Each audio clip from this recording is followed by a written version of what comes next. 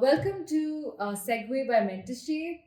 This is our third podcast, and we're really excited to introduce one of our first few mentors, Nikhila. Hi. So this is really funny for both of us because Nikhila is not only one of our first few mentors, but is also one of my oldest school friends. And the topic we're exploring today, it's very interesting for both of us. It is um, teaching. And since we've gone to school together, which is elementary school, secondary school, and high school, so it's a very interesting topic for both of us to explore. Firstly, I would like Nikhila to introduce herself to you guys. Hi, I am Nikhila Ramesh. I am a master teacher, life consultant, and partner at DRPF Worldwide. I work alongside my father, and we work in a field of awareness, consciousness, and energy. Very little bit high end, but our aim is to keep everything simple for everyone to transform themselves. And that's why working with mentorship, I will be working on personal development and entrepreneurship, how I've built the business with my father as well. Yeah, and we're really excited to have friends and family as our mentors because we've seen them throughout our lives growing into mentors and teachers. So it's really weird for us to be doing this, isn't it? Yeah, very Like, weird. it's very weird. Like we're doing. We're something controlling ourselves. Yeah, exactly. Yeah. For some giggle sessions. But let me ask you this, Nikhila. Like while growing up in school, did you ever imagine you're going to be at a stage in life where you are a teacher? Definitely not. I had this conversation a few days ago with somebody else, and I said I never imagined myself as a teacher. The first thing I imagined myself when I was small, like very small, was housewife. And I was like, I was so proud of it, okay? And then after that, that went towards doctor. And then the teachers were... That's because your parents are doctors. both of Yeah, them. yeah. And then I think they were enough in the house. 2 doctors were enough. Plus, I think it also matters the teachers you have for the subject, and I don't think I really enjoyed any of the teachers who taught me biochem. So then I went to biotech, and then I went into business. So it was just like, It was a long journey to becoming a teacher. And I think that's interesting, right? Because are teachers trained to be teachers, or are they usually trained to do something else and then they start teaching? Honestly, I think everyone is born a teacher. Everyone is a life coach, whether it's a parent or a sister. And I think experience, that's the truth. That is teaching. Right. To be very honest, like my grandmother taught me as well what to do, how to do certain things. So I think teaching is something we all have within us. Yeah. And one of our visions in our company is also awaken the teacher within. Right. Because Yeah. all the answers lie within you, Yeah. actually. So, yeah. That's a very interesting point. So, because it's quite close to, there's a fine line between a mentor and a teacher, right? Like how I see it is every mentor is also a teacher, but not every teacher can be a mentor, unfortunately, right? Right. And we know that from our school days. No shade to any of our teachers, but we thought that we found more learnings outside of those traditional school and college areas. We found learnings, as you said, from our friends, family, and those people around us. Right. So they were not our teachers, but they had a lot to teach us. Yeah. And if I were to say, like when I went to college, Yeah. right, Drexel, I had the opportunity to do co-ops where I'm working for 6 months, studying for 6 months, and honestly, I learned more with practical experience more than theory. Right, exactly. How much of theory do you actually remember? Like, I Yeah. don't remember probability and all that stuff. Like, it's the practical experience which matters the most, I think so. Yeah, for sure. And along the way, you need those people to give you those advice and those guidance. Definitely. Like, I appreciated also, professors which we had who were running a business at the same time. Right, yeah. And because then I'm like, okay, they actually do have that experience in the field. Yeah. So It's like they're talking from the experience, and it's not just, from the book. Yeah, exactly. Yeah. And because you're talking about that, even, my father, Dr. Ramesh, right, he went to medical college and he would always ask questions like, okay, if how does the body respond to certain things, right? Um, and they kept saying, okay, this system does it, this system does it, and then the brain is the one. They're like, okay, but who's giving the brain That signal. the signal? And then they're like, Yeah. this is all that's in the books, so That's just it. Don't ask any don't more ask questions. anymore. Yeah. So that there was always like they were keeping a limit, and why should there be a limit? Yeah, exactly. Yeah. So, in your experience, who would you say are your biggest teachers and mentors? Who've really molded who you are today. Well, I have all the respect for all my teachers in school. Also, would like to mention my dance teacher. She has played a very significant part in my life. I think with dance, also, I was able to express myself. I think that's a very emotional expression, which is very good for anyone, and in a way, a Yeah. stress buster as well. And definitely, also, I think the first person who, work wise, was my first co op. The boss who I had there, he was, I think, by far the best boss I've had. No offense to my father or anyone. But truly, like, I learned a lot and he encouraged a lot. And that's what I learned, that encouragement is very important. Yeah. Like, even if there is a lack in something, always, like, focus on the strengths. Yeah. That's the important part. Right. So that's a very good point that you mentioned, because I also often think, I have very different kind of mentors and teachers in my life. Right. But they're all are very different kind of people, right? Whether it's my boss at work or whether it's a friend I reach out to whenever I need advice, they're all very, they offer very different things to Right. me, right? Yeah. And I'm interested to know, like, what do you think for you works the best for you? Like, where do you see this is the kind of mentor who I want to keep in my advisory board for the rest of my life? Like, what attributes do you see in a teacher or a mentor? What attributes do I see? Okay. Well, it's a tough question. What? Well, I think the main thing is that they should always see that how the person is. First of all, there has to be an alignment and integration. Like, the goal or the vision is Aligned. aligned. Okay. Second is that they should always see the other person is able to blossom their passion out. Right. Yeah. Because if you don't care for it, like, it will not happen. Like, I know so many people who go to work and they feel they're in an existential crisis and they're just doing it for the sake of it. Of course. Yeah. So I think in a group, I think that should be there, that you should always be seeing the growth of others positively, always focusing on solutions. Yeah. Like, if there's a problem that comes, okay, great, that's the experience I'm supposed to learn from. Yeah, right. What is the positive out of that? Don't, like, okay, go on a downward spiral. That's Right, not the point. And you need someone who can really show you that right side at every challenge. Correct? Right, yeah, exactly. That's the most important. Even if you are improving in certain areas and they're not your best attributes, the correct kind of mentor would try to find the best in you instead of testing out your potential, instead of putting you down. Yeah. Focusing on what is definitely raising somebody's potential. That's the goal. Yeah. That's the goal. That's true. Yeah.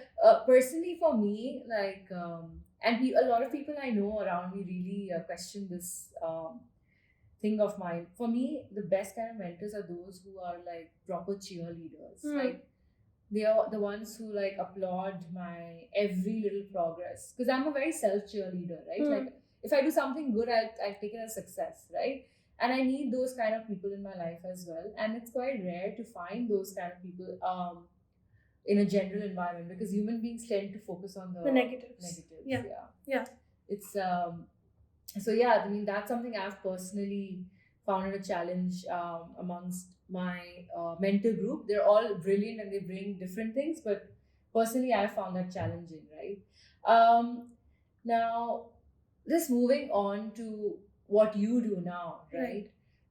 What does it really mean to you to be a teacher?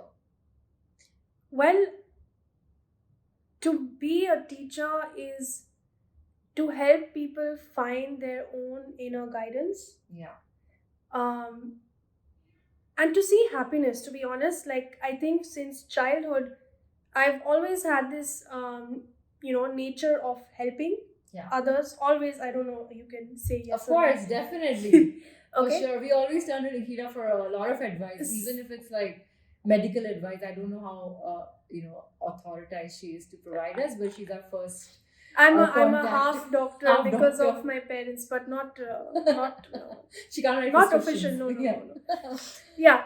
No, but I've always been like that. Nature has been there, and I think that has always given me that happiness. For me, helping others makes me more happy than helping myself. No, I mean, you know what I mean? Like, I have that urge to help. go out of your way and really be there for someone. Yeah, be there for someone and really like give a challenge. Like, lately what I've been doing is I've been giving certain people who I work with challenges. And why challenges? Because I feel challenges bring out each person's capabilities, right? And then it also enforces courage. Yes.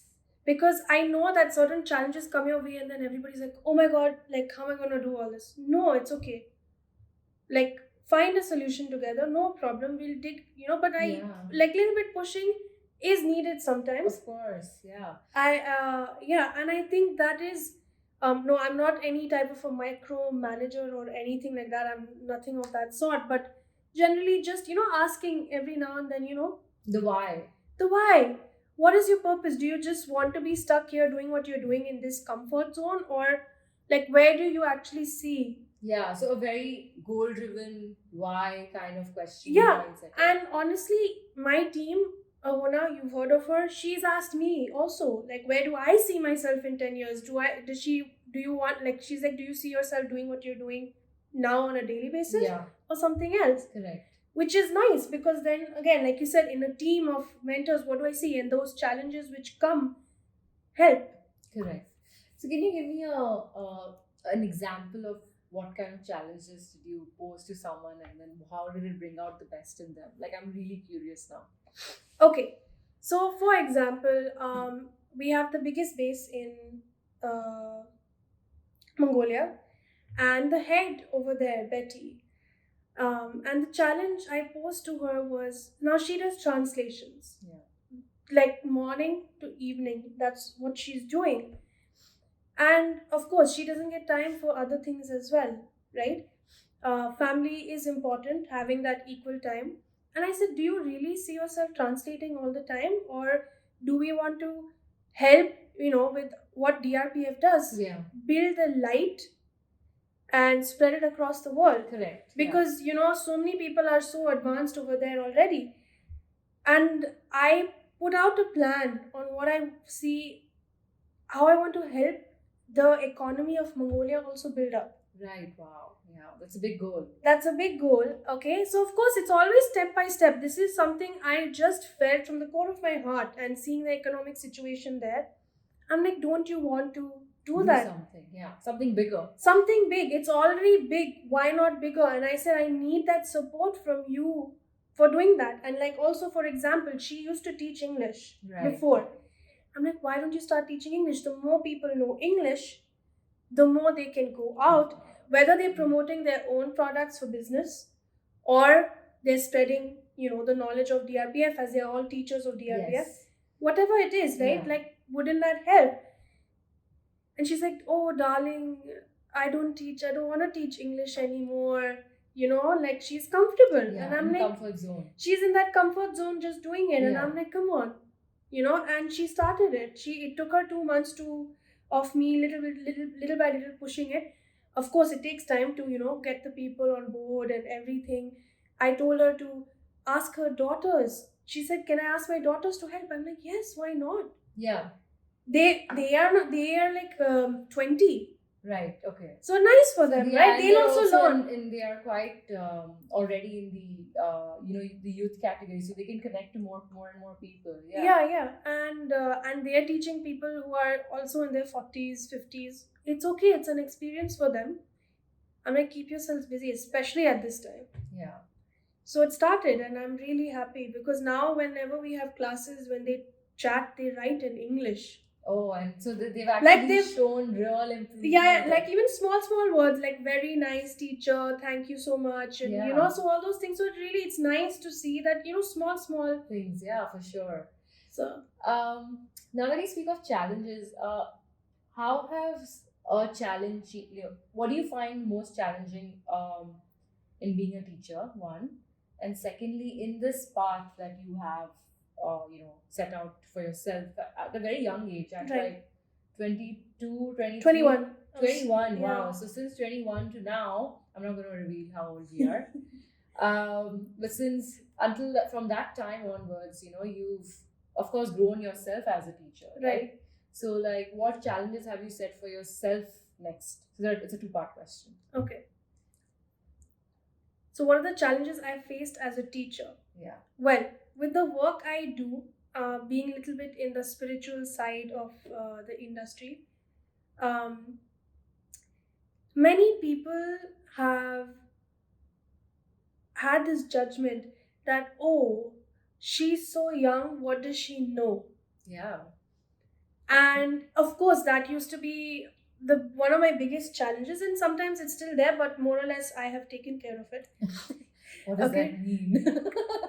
No, but that was like, it used to like shatter me at times, like, oh, I have learned from you, thank you so much, all these nice things, and then they're like, oh, but when the master comes, he'll teach me, right? Also, and I'm just like, like, I just did. Yeah, and so that was there, and so those judgments, and that is something I wanted to break, because yes, of course, my dad is a doctor, he has his experience, and many, many years, but people don't realize that I saw him as a child, right? And I saw him changing, and I still remember when he did Reiki long time ago. I was in first grade when he did Reiki, and I still remember my teacher saying, "Oh, I have some pain." I'm like, "Okay, come, I'll do for you Reiki." Not like mimicking your dad. Yeah, and so it's like I was always sitting and listening, and subconsciously, it was all makes there. a big difference. So, and that was my point, that your story is very important. And that's what I realized in 2016, that I need to start with telling people my story. Yeah. Because your story, your own experience is what makes people resonate with you. Correct. Because it's your truth. Exactly. If I sit and tell you my dad's stories, like, it's not the same fun as if it was him telling you, exactly. Right? So from the horse's mouth is always exactly. So this has been one of the most biggest challenges I've faced as a teacher, and also business wise, the biggest challenge was working with my father. Being an age gap, it's been a very good learning. Yeah. For him and for me. Right. Yeah. Okay, because we have a big age gap of 38 years. Wow. Yeah. So youngest child. Yes, youngest child. But it's been great, like, to see how we've progressed over the years. As long as your goal is clear, and that's what I kept looking at, like, all these things are like, if those are clouds, I could still see the sun. Right. Yeah. Wow. Like, that's what you need to focus on, and your heart should be set. Then, okay, whatever's coming, it's okay. You should be very clear with your purpose. Yes. And then all those exactly other things the purpose. That's very interesting, actually. Like, even though he's your dad, but the differences in working styles were quite of course. Big challenge, right? Yeah, like a little bit old school, a little bit, more modern, traditional. So I was trying to see how to blend both in a way, because there are certain things traditionally also which make sense, and he has the experience. Right. So you need to respect that as well. But then the same way, I need to be respected as well with, certain things. So that's how we have grown. Yeah. And apart from just being a teacher, I mean, this is your line of work. This is mainly your business, right? Yeah. And it's quite interesting because you're focusing on people's personal development, but you're also at the same time building a sustainable business for yourself. Right. And how has the reception been? Like, do people understand what you do very easily, or has that been a challenge? I'm asking you this question because I know personally that this has been a challenge for you to make people kind of understand the struggles of being an entrepreneur, plus exactly what you do in your line of business. Right. I think over the years it's become easier to explain what I do. Um, it's basically reaching to your inner within yourself. Yeah. I think this is the easiest way to put it. We also do, other than self transformation is what we focus on. We also have a part of it which is making people have the opportunity of becoming a teacher or a consultant. So that is another side of the business element which we have. So you're not We're just giving teaching- we're giving a career to people as well. Yeah. Those who want to, so self transformation is why self transformation. The solution of anything, the smallest thing, you get a cut, it starts healing on its own. Correct. Yeah. So all the solutions lie within you. That's the point of it. And also we focus on helping each one finding, following, and fulfilling their destiny. Wow. Yeah. It's quite a heavy stuff, isn't it? But it's very interesting. Yeah. So everyone is looking for their purpose, and that's what people need to be encouraged to follow their heart.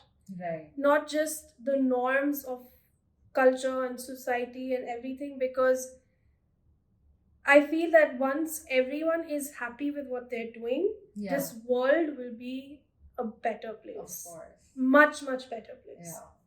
And there are very few people, right, who actually, in a day-to-day life, there are very few people who are actually happy doing what they are doing, or they're too scared to go and even if they know what makes them happy, they're too scared to follow their heart because of different things that you've there are a lot of fears. There are a lot of people hold on to past experiences, and people need to learn to let go. And letting go, people think it's very difficult, but actually it's not. It's not difficult as long as you know what to do and you make it a part of yourself.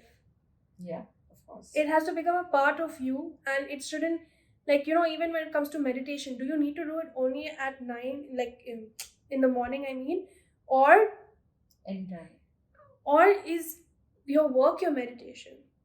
Or is just bouncing a basketball meditation and just focusing? I think building focus is meditation also.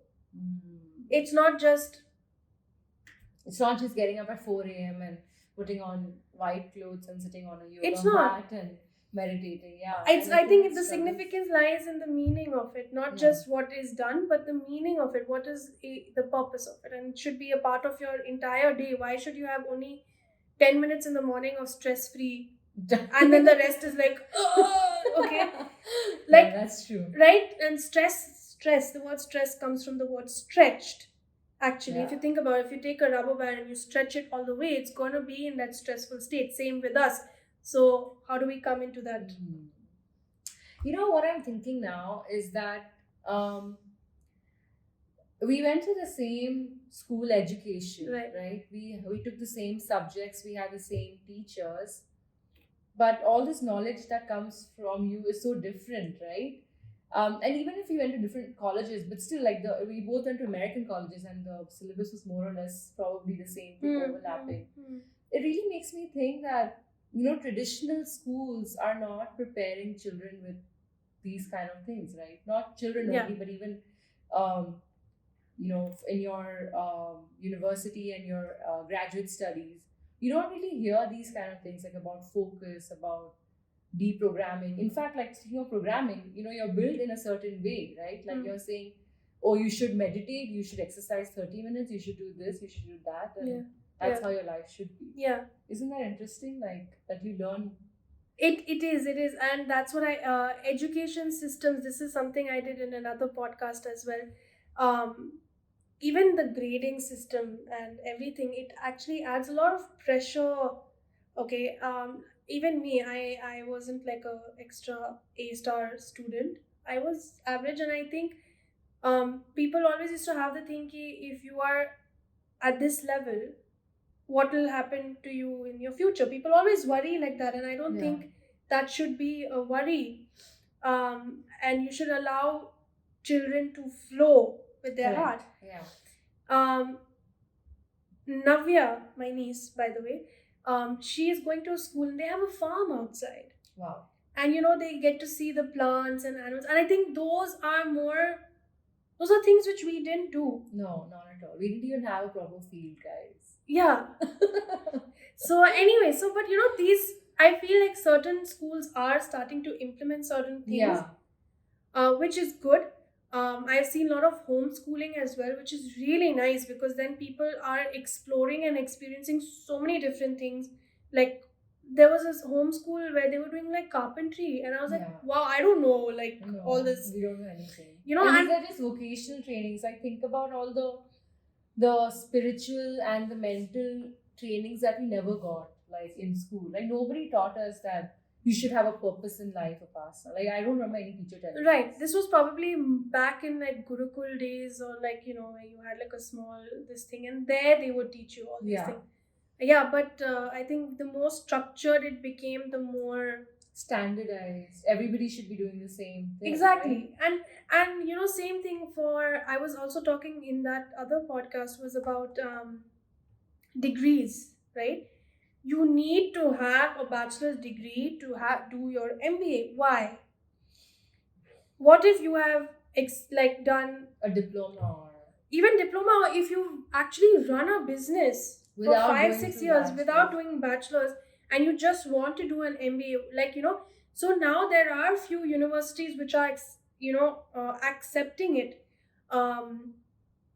by interviewing you and actually seeing your experience and valuing that. I think that is very also significant. Why not? Why should you have to have this? Correct. Yeah. Yeah. So what are some of the things that you wish you learned in school? Like for me, I honestly wish I learned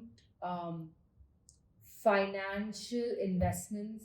Yes, in absolutely. my school and in my college days. That is one thing. Secondly, I wish I learned more on spirituality. Like we learned religion, but we didn't learn spirituality, and we didn't learn like things like a positive mindset. Like we never learned all of this. I can't remember any teacher giving me that kind of advice. What do you think? Like, what do you wish you really learned in school? Well, more sports. I don't think we had any sports in school. Yeah, school was a very nerdy school. So we were all really good at studies and books. Yeah, we didn't have a lot of sporty things. No, I think that was unique to our school though. Yeah, because from the school I came from to here, they had so many more sports anyway. Yeah, I wish there was more sports, more outdoor activities. Oh yeah, for sure. More outdoor activities. Hiking and maybe things. I mean, there's no place to hike in Dubai, but like something similar could have been really nice. Yeah. What else? Yeah, like you said, nobody really taught us those things about like spirituality. What is spirituality? People think spirituality is some very high-end thing where you're old only you can do it, but like the action of our hand, us speaking.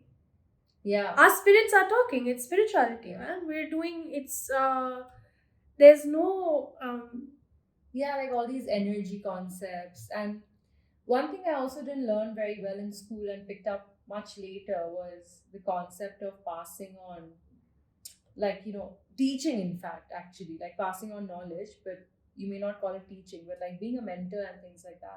We never really had like seniors to look up to who would also guide us. Have you thought about that? Like, right. I mean, apart from our own siblings and, cousins or something like that, I didn't really have that culture. And it's not obviously the fault of people around us, but it's just the way that society is structured. Right. Because there was never a concept of, okay, I'm a senior, I'll have something to pass on to you, some knowledge, some wisdom. They could have had like group sessions with seniors giving their experience to you, kind of. Exactly. Those kind of things. Like I think schools have a lot to work on. Yeah. Interestingly about the grades, there's this new grading system in some of the schools that I've heard that you get a grade based on the progress you've made. Right. So if you've shown progress of 20 to 30% from your last exam, you get an A+. Oh, that's nice. So it's not on how much everybody's getting, it's about your own progress. So it pushes the kid to do better than they did last time. Yeah. Isn't that I fascinating? think that is really good. See, that is something I like, because when it came to comparisons, rankings, I'm sure everybody's gone through it. I know I went through it where, with my brother and sister being so nerds, okay, they were like, I used to be told, "Oh, your brother, your sister," and then sometimes, I know other friends also, how much did this one get and how much did you get? And I'm just like, and teachers used to fuel that. Like even in classrooms, teachers used to fuel that kind of ranking and competition, not in a very positive way. Yeah, and honestly, I feel like, certain things, teachers need to guide us a little more. Like if a student is not understanding the concept, make them understand, because if you don't understand, how on earth are you going to do it? Exactly. Yeah. Right? Like this happened with me for a couple of different subjects. Okay, I know for chemistry it happened where I just wasn't understanding, like, especially when we went to senior levels. Like, you need to understand, and I think that is the most important thing as a teacher, that did you understand? Yeah. Right? Exactly. Give examples, give real life examples. Yeah, not just go and mug up the book end to end and then vomit on a exam paper. Yeah, exactly. So understanding is very key, to learn or to explore. Yeah, so it was the teacher's responsibility to make sure that the children understand, not just learn by heart. And for sure, I think that was a very important thing as well, which I feel, because that we were missing these things, I feel our generation is more and more looking for external mentors, because we didn't have that growing up. It was, I wouldn't say, okay, I don't want to say a damaging experience, but it was not very constructive. Like a lot of things were quite, in traditional school life, were not very helpful at all. And when we went to university, at least for me, this was my experience, I was really seeking out that guidance from someone who is older. And some of my professors were really good in university. Yeah. And then outside of university, my seniors or people I've met at my internships, and those kind of people became my guiding light. I think in university, I think many of us took it up a notch, which is good. In a way, because I went to the US also, and having the co-ops and everything, I worked with much older people as well. And then I lived with my brother, so it was like always, and observation is another thing, like observing how things are happening, and learning from other people's experiences as well. It's good to keep, like, it's not necessarily the same thing is going to happen to you. That is something nobody should get attached to, like, oh, this happened with Upasana, so this can happen to me also. No. It's not about that. No. Okay, like, don't hold on to the negative of anything. It's just to observe and just get a feel of learning from other people's successes and failures. Both, right? Yeah, and the other thing is also, one thing I definitely want to mention, maybe not in the same question line which we're going with, but thinking too much is a problem. Is a big problem. Yeah. All of us think, most people in this world, in these generations, think a lot of past, future, yes, no, confusion, fear, no. Like, how do we come into that present moment and not let any of those things what you had in the past cloud your That's mind. True. That's for sure. And don't have judgments either. Yeah, and I think that's a very important point, even for someone who is in the education field, to not have any judgments. Yes. So if someone comes to you with a problem or nobody's high or low. Yeah, exactly. Yeah. I think that's a very important attribute as well. Yeah. Don't judge others, and don't judge yourself either. Why would you want to judge yourself? That's just pulling you down. Correct. Yeah. Right? Yeah. Like, keep pushing yourself. Okay, it didn't happen today, no problem. Correct. It'll happen next time. Wow, I think I was supposed to do a podcast, but I'm getting like very inspired and motivated myself today. So that's good. It's been a long week, so this is a very good session to just revitalize. Um, I mean, I think this was a very enlightening session overall for me and even people who will be watching Segue by Mentorshape. And you can expect Nikhila to be our mentor on the platform. And as you can already see, like she has so many amazing pointers and words of wisdom and from her own experience. And she will be with us for personal development as well as entrepreneurship. So do check her out. And thank you, Nikhila, for being with us today. Thank you so much. Thank you so much. Yes. Thank you, everyone. All right. See you guys next time. Bye. Bye.